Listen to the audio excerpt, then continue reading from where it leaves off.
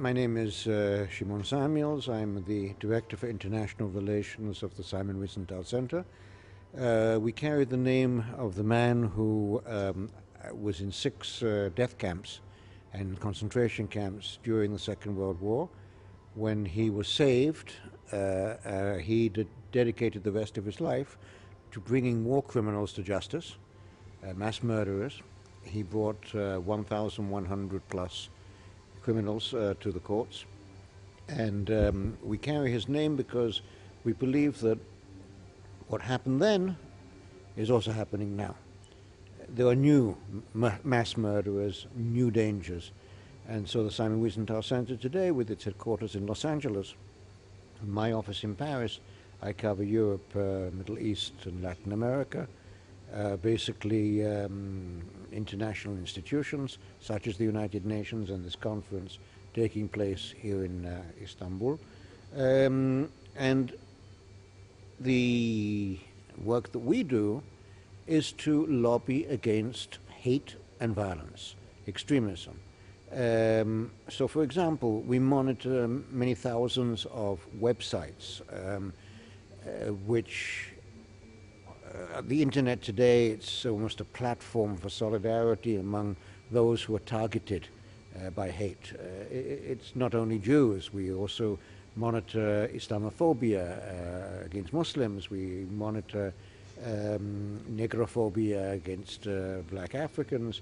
It's against women, children, disabled people, and I mean, all of this, we as human beings should stand together against hate.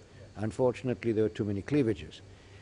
As an organization, we have 400,000 members around the world.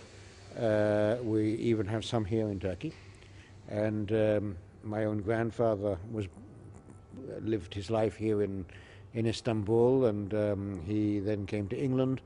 I was born in England and raised in England, but our European office is in Paris, so that's where I am. I think that it's a common effort, almost collective responsibility to defend our young, our children is important. After the murder of Jewish school children in Toulouse in France by a jihadist who had been in Syria, Mohammed al-Mera, we went down to Toulouse. We met with the Jewish community, of course, but then we met with the Muslim leadership. And the idea was to show the Muslim leaders, as we did, what their children are seeing, what their children are reaching out to on the internet. And then we suggested that they invite Jewish parents to come and sit with Muslim parents and see together the danger to their respective youth. And if they can create that type of bonding, then we will be strong. Unfortunately today, ISIS or Daesh or ISIL are successful on 2 levels. On one level, it is for second or third generation young Muslims who are disaffected and who, it's true, will not find jobs, for example. And where I am in France, it's a drastic situation. But to help them to fight against the desire to express their bitterness because of their situation by being recruited to go through Turkey to Syria or Iraq and to commit atrocities. We know of young girls, young Muslim girls, not just in France, also in England, in Belgium, on the internet, on Facebook, they are asked would they like to speak to a soldier from their town, Jundi. And a 15, 16-year-old girl, she wants romanticism, she wants the mystique. And here is the mystique. Whether it is a real soldier or it's an avatar, we don't know. But he's talking to her in her language. And then she's asked, well, would you like to come and meet him? Come out, we will arrange that we'll meet you in Turkey and we'll take you across, but don't come alone, bring your friends, your girlfriends. Now when that happens, and it is happening, who knows? Are they going to be used as sex slaves? Are they going to be married to a man in his 80s? Are they going to simply be used as girl fighters? We don't know. But that mystique has to be blown up. That has to be, conspiracy theories. They are bound. Whether it's the Jews who did it, or it's the Freemasons who did it, or everybody needs to have some scapegoat. It makes life so much easier if you can explain simplistically that it's the fault of somebody else. So when you start dealing like that, you need to blow up the conspiracy theory. Simon Wiesenthal, he used to collect jokes. He had a great sense of humor, and he believed the jokes were the best way to blow up the absurdity of a conspiracy theory. It's like a hand grenade bringing down a house. He also loved youth, because he saw the future and the hope in youth. Today we have in Western Europe a real problem. Young people who suffer in Turkey, not in Turkey, in Syria and Iraq, coming back through Turkey, coming back to France, to Britain, they've been radicalized.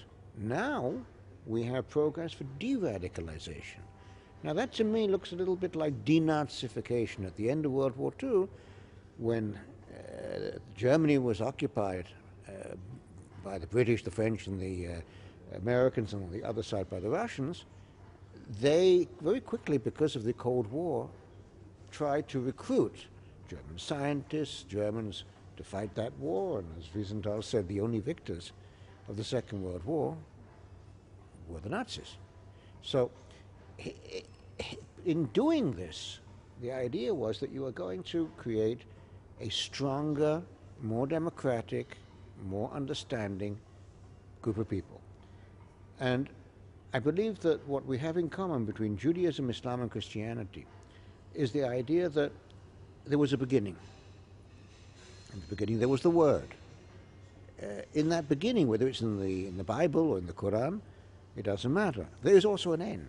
And the end of days comes after the Battle of Armageddon, after when the Mahdi or the Messiah comes, and the world is redeemed. Now, if that's true and there is a unilinear, a line of development which goes from beginning to end, then in that case, what are we here for? We're here to leave a better world. We're here to leave to our children and our grandchildren a world in which they will not suffer some of the problems we did. We will advance in technology, in science, medicine, and we are going to come out of here till the end of days, improving all the time. That is a celebration of life. That is, for example, for me, Holocaust survivors who came out of the death camps, who came from hell, rebuilt their lives, they rehabilitated themselves. And that is the hope that we have to have, not a cult of death, not jihad, we know the real term of jihad. It should be ijtihad. It should be some type of battle within yourself between the forces of good and evil, and so that the forces of good win. We have so much in common. Between our holy books, between our traditions, between our sense of family. I think that we have so much in common that it's a total tragedy, the situation we face today. I think that Turkey is a major power. Israel is a tiny country. It is a major power in high tech. Yes. It is the startup nation. I think that the affinities between the two countries, sadly, over the past few years, went down. It was no help to have serious incidents like Mavi Marmara. I am delighted that there is now a normalization process going on. I fought for a long time in the 80s and the 90s for the right of Turkey to enter the European Union. I believe that Turkey has its place in the European Union and still do. Unfortunately, I don't think that that's the majority opinion today in Western Europe. But that means that Turkey has also to play a role. There are rules when you join any club. And I think that, I'm a guest of Turkey, so I'm not going to go into Turkish politics. But I think you're right, I think there's a lot of hope in that relationship, and I think that we can do good things together. If I may, I'd like to come back to the reason why I'm here in Turkey today, and that is the UNESCO World Heritage Committee.